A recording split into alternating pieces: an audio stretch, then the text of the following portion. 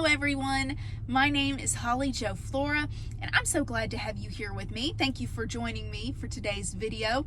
It's going to be a good one, but before we jump into it, let me first say, if you know me outside of YouTube or if you've seen any pictures of me ever, you know I always have my glasses on.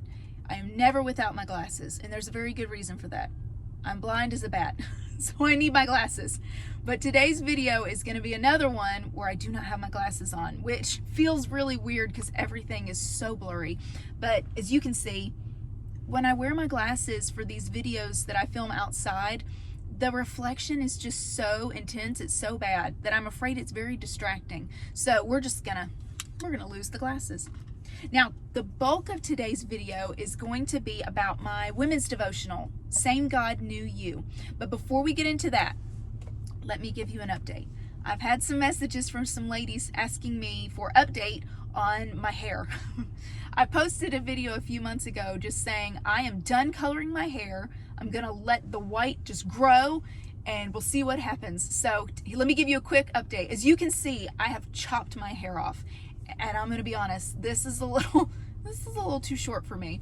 But I was on a mission. My last hair appointment, I asked my hairdresser, I said, let's try to cut off all of my highlights.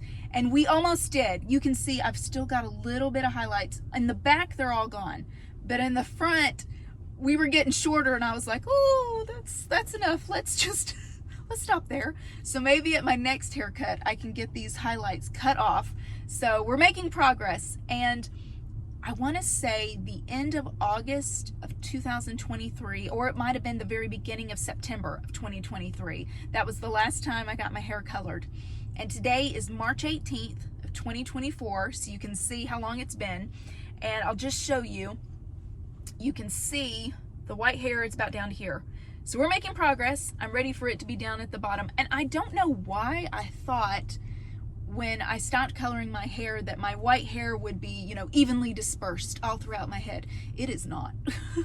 I mean, I have white hairs everywhere, but they come in big chunks. Like I've got a big spot here of my white hair, and then I have a large section in here, you can see, of my white hair. So it's coming, but there is the update for that. Okay, let's jump into what I wanted to share with you about my devotional.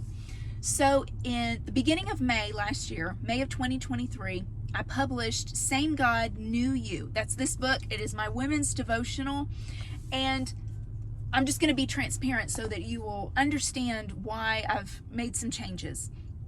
So the book has sold incredibly. I mean, it humbles me, and it also lets me know that God had a way bigger plan for this book than I even hoped. But I feel like He's given me this message to share, and I want to share it. I want to get it out there as much as I can. And so that brings us to why I've made a big change for the book. So since the book, it's been about 10 months that the book has been available. And, I'm looking at the sales reports, all the data, and what it shows me is that I've made a lot of book sales from word of mouth, which is fantastic and thrills my heart. So if you have told people about the book, thank you so much. But what I'm finding is people are looking up the book on the search engine so that they can purchase the book. But I am not making many sales from just browsers, like people who get on Amazon and they're like, they type in women's devotional and they're just looking at all the thumbnails. I'm not making sales when people are just browsing and don't know anything about this book. So the white cover with this font and this beautiful willow tree, this was my vision.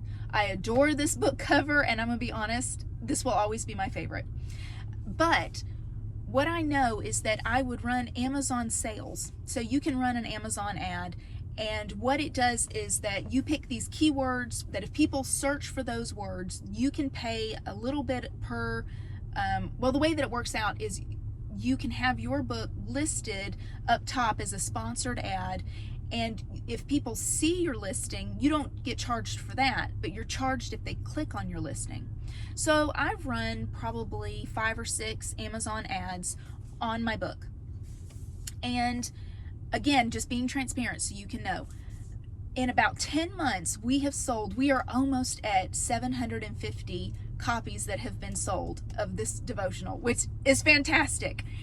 But what I was seeing is that when I ran Amazon ads, like I said, it does not charge me for someone to view my listing. So if they see it there on their computer screen, I'm not charged for that. But if they click on it, then I'm charged for that. So I would run an Amazon ad for like a week, and it would show me that, thousands of people saw my book. They browse, when they're scrolling through, they can see the thumbnail, they see the title. So it was visible to them, they viewed it, but they did not click on it. And it made me wonder, like I was just having like a handful of clicks. So I thought something has to be wrong with my cover. And when you go on Amazon, I know that this may be, you may be interested in this, you may not, but this will make it all make sense.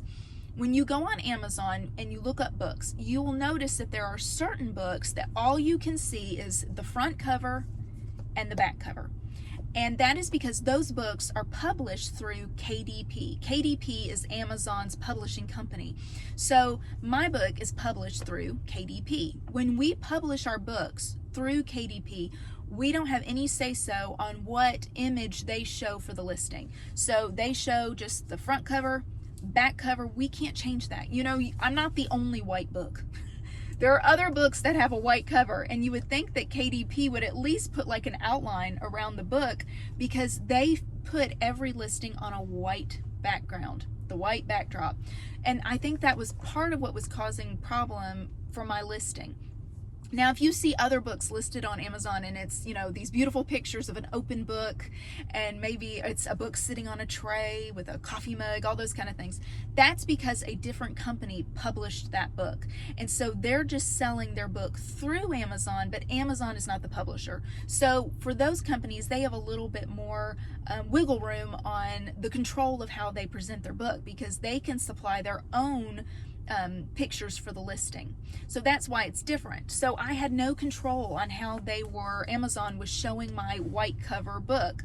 So when I would, look up women's devotionals, here's all these different books that are thumbnails, and then here's my white book on a big white backdrop with no outline around the book. So it just looks like I have this tiny font floating in a sea of white with this tree floating. There's no outline. And also, as a thumbnail, I realized that my font, as beautiful as it is, and I still love it, it's hard to read. It's hard to read when you shrink it down thumbnail, the same God knew you. So I thought, I need to make some changes. Even though I love this cover, I have to realize that the message on the inside of the book is still the same. But if I can put it in a different packaging and that be easier to spread the word, then I need to let go of the control of the cover and change the cover. So that is what we did. We changed the book cover for Same God Knew You. So are you ready to see the new one? Da, da, da, da. Here is the new book cover, and I love it. I love it too. And this pops so much more on a white backdrop. And I've already had the listing out for a couple of weeks with this new cover, and it's getting the browsing sales that this cover was not getting. So it's helping me put the word out. So if you already have a copy of this book, one of the main things I wanted to say in this video is please don't purchase this book thinking it's a new one, and then you'll realize it's the same book, because the interior is the same. I mean, the design, the formatting is a little bit different just to make the pages go more with the new book cover, but all of the wording is the same. So I don't want to accidentally trick anyone. If you look at the listing, I've made pictures on Amazon that say same book, new cover. So that is the main thing I wanted to share with you in today's video, is the new beautiful book cover and why we went about changing this to this new cover. But if this book is new to you, if you've not ever heard of Same God Knew You, let me tell you just a tiny bit about this book. So what really prompted me to want to write this devotional is I do a devotional almost every day. I try to do it every day, and my devotion time is at night before I go to bed. And a lot of times, you've had that stressful day or things have happened and you're just really burdened, you're struggling. And when you get into bed at night to have your quiet time, and I don't mean at all that the time you give to your devotions and your Bible reading and your prayer is not worth it. It is very worth it. That time is so worth it. But you'll know what I mean when I say, when you're tired, when you're going to give time to something, you want to feel like it was worth it. Now, prayer and reading your Bible, always worth it. But I have had times where I read a devotion and I am burdened, I'm struggling with something, and I want that devotion to really give me something new, a new way to think about it, give me some action I can take. I need some help. And sometimes that happens. And when it does, I'm so thankful. It just feels like, God, you put that devotion right there for me. That book was written, that devotion for me. And that's a wonderful feeling. But there are also times when I read devotions that they're just very beautiful. They're poetic and they are very true. But my personality, that's not what I'm needing right at that moment. And I was going through a season where I was just had a lot of struggles, a lot of things on my mind, and I wanted to go into my devotion time and learn. And I wanted to be taught, and I wanted to have new tactics or change my way of thinking. I did not want the beautiful poetry devotions. And it could have been just the devotional that I was reading at that time, but it seemed very heavy on the beautifully worded poetic truths. And when I'm in a great mood, I love that type of devotion. I'm like, I can read it and be like, yes, this is true, and it's filling my cup. But when I am burdened and stressed and I'm looking for direction, I want a devotion that's getting in there with me and saying, okay, Holly, you need to think about this in a different way, or you're not acting right. We need to make some changes. You need to pray about this. That's what I wanted. And there was one night where I went to bed, did my devotion time. My husband's laying next to me and I'm reading my book, and I wanted it to be a heavy hitter devotion that I was reading that night. And I will never forget. It was beautifully written, but the whole thing was about a lady who would go out walking in the morning, and as the sun is coming up, she just kept saying the word majestic. She put, I let that word majestic just roll around in my mouth. And the book said, now, even right now, no matter where you are, say majestic. Let majestic fill your mouth. And I thought, I don't want to say majestic. I was not in a good mood. But I felt so irritated because here I am. I'm tired. I've had a long day, and I want to give time to something that is really going to teach me and convict me. And I didn't want to lay there and say majestic. And I closed the book and I looked at my husband and I said, that's it. I'm writing my own devotional. And I love my husband so much because he was like, do it. And I thought, okay, I'm going to do it. And so that's how this came about. And one of the main goals that I have for this book is that it can speak to all women. Because I know you get certain devotionals that it says it on the title. It's like, a certain devotional for moms or for couples. But I really, truly wanted this just to be a women's devotional. Now, I am married and I do have children, but so some of the inspiration for some of the devotions might stem from my own personal experience, which honestly, most of them do. But I try to word things in a way that if you're not married, or if you don't have children, if you're divorced, if you're older than me, if you're younger than me, that you can still take something from that devotional. And my goal was for this to be very practical.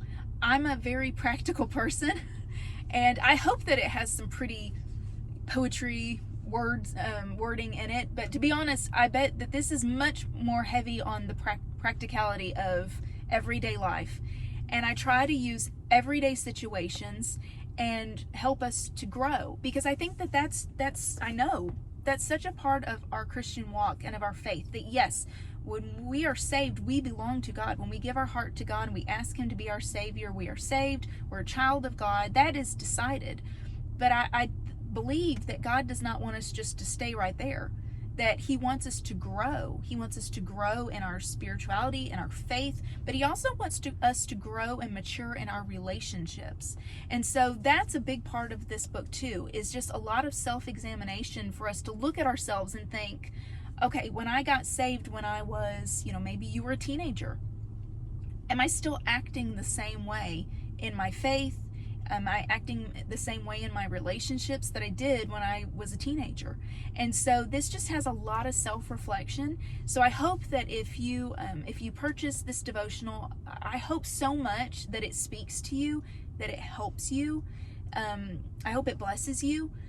but I hope that you very much feel included, no matter what walk of life you are in, because whether you're a mom, whether you're married or not, you are a woman of value. You're not lacking. You're not just on the in-between. You are, God makes you complete and whole, and He has a path and a journey for you. So I hope that you really feel that when reading this book. So just wanted to let you know those changes about the devotional. So again, new cover, but it's the same book. And then lastly, I wanted to let you know, I am so excited about this. Oh my goodness. So this is my Christian children's novel. This is Jack the Bad Crow. And if you are looking for a book for, now I say for children because this is listed as a children's novel for ages 9 to 12 years old. But it has been fantastic how many parents, but also just grown-ups bought the book and they have loved it. So thank you. And I've posted this saying on my social media before, but I'm a firm believer in it. C.S. Lewis has this quote that says, a children's story that can only be enjoyed by children isn't a very good book. It's not a very good story. So I hope so much that this book is enjoyable for all ages. So if you don't have any kids in mind that you'd like to get this for, and you just want to read this book, go for it. I would say this story is very comparable to the Narnia series and to Mrs. Frisby and the Rats of Nim and to Charlotte's Web. So if you enjoyed those stories, there's a good chance you'll enjoy this book. But what I am loving the most, there's so much that I'm loving, but what I'm loving the most is when I wrote this, I write these books mainly, honestly, for my children. I have a daughter and a son. And so every night when I have written a chapter, I read the chapter to them. They are the best beta readers I could ever have. They're my little guinea pigs for letting me test my stories on them. But my daughter and my son both enjoy these stories. And so I went into it thinking this is a book for girls and boys, and it is. But what has overwhelmed me in the best way is that I have gotten so many messages from moms and grandmas saying that their son or their grandson hates reading. They have to make him read, and that they bought him Jack the Bad Crow, and that they made him read the first chapter, but then they didn't have to tell him to read anymore, that the children just keep reading and that they loved this book. And I love that. That makes me so happy, because I have a video that I shared a few months ago that, that child, that was me. I hated reading so badly because it did not come naturally to me.